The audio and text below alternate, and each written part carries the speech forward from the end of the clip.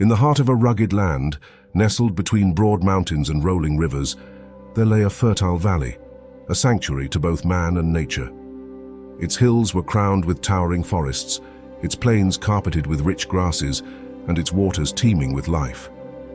For many generations, the people who dwelled there had lived in balance with the wilderness around them, their existence deeply entwined with the bounty of the earth. But, as is often the way with man's ambition and industry, the passage of time had wrought changes upon the land, changes that would demand the wisdom and strength of the whole community to reverse. The elders, who had seen many seasons pass, began to notice the subtle alterations that crept into the valley like the changing wind. The once clear streams had grown sluggish and murky. The forests, once so dense and unbroken, now bore the marks of unchecked felling. The fields, though still abundant, whispered a warning of soil growing weary from constant tilling. The sky itself seemed dimmed by a haze of smoke and dust, a pall cast by the fires that fed the forges and warmed the hearths. There was a restlessness among the people, an awareness that they had pushed the land too far, and that the land was beginning to push back. The time had come for a council of the valley's people to gather and discuss the course of their future. From all corners of the valley they came, farmers, woodsmen, hunters, and fisherfolk, all concerned with the preservation of the land that had sustained them. They met in the village square, beneath the great oak that had stood as silent witness to generations past. And it was there that the question was asked: how shall we protect this land that has given us life, so that it may continue to provide for the generations yet unborn? It was then that a young voice rose among the assembly. Ethan, a lad known for his sharp mind and quiet diligence, stepped forward. Though he was not yet counted among the elders, his understanding of the natural world had earned him respect among his kin. "The land has given much to us," Ethan began, "but we have asked too much of it in return. It is time to heed the lessons of science, for it is with knowledge that we may restore balance to this valley, protecting its resources for those who follow." The crowd murmured in agreement, for Ethan spoke truth. Science, though often regarded with suspicion by those whose lives were governed by tradition, had within it the means to understand the Earth's intricate systems, the water, the soil, the air, and the living creatures that called the valley home. With this knowledge, the people could act not out of ignorance but with wisdom and foresight. First, Ethan spoke of the sun, that great giver of life and warmth, and how it could be harnessed not only to grow crops, but to provide the energy that the village needed. "We have burned wood and coal to keep our homes warm and our workshops bright," he said, "but we have also darkened the skies and thinned the forests in doing so. Yet the sun shines freely upon us each day.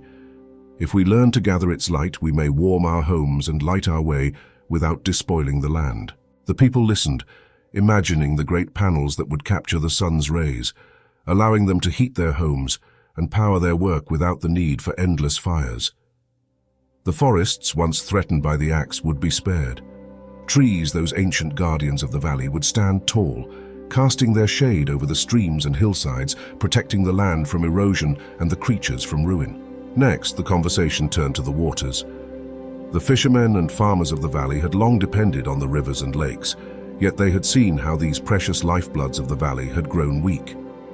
Ethan spoke of conservation, of learning to use the water wisely, so that it might be shared among all who needed it. "We must repair the irrigation channels and prevent the wasteful spilling of water," he said. "By doing so, we shall keep our fields fertile and our streams flowing, ensuring that fish may thrive and the land may drink." The people nodded, for they knew well how important the water was to all life in the valley. With care, they could prevent the droughts that had begun to plague their farms and avoid the emptying of the rivers that fed the village. Ethan also spoke of the soil, that rich and vital earth from which their crops sprang.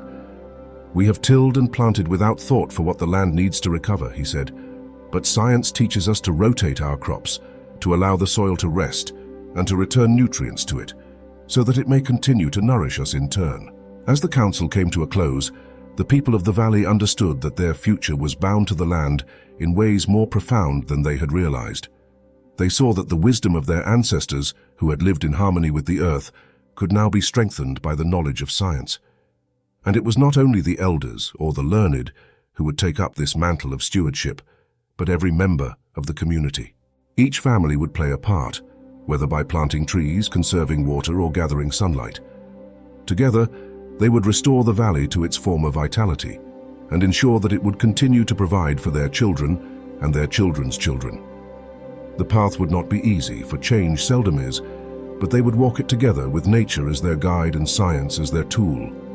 Thus, the people of the valley resolved to protect their land, not as conquerors but as caretakers. They would use the knowledge they had gained to preserve the forests, cleanse the waters, and tend the soil. And in doing so, they would ensure that the valley would flourish for generations to come, a testament to the strength and wisdom of a people who understood that to take from the earth is also to give back.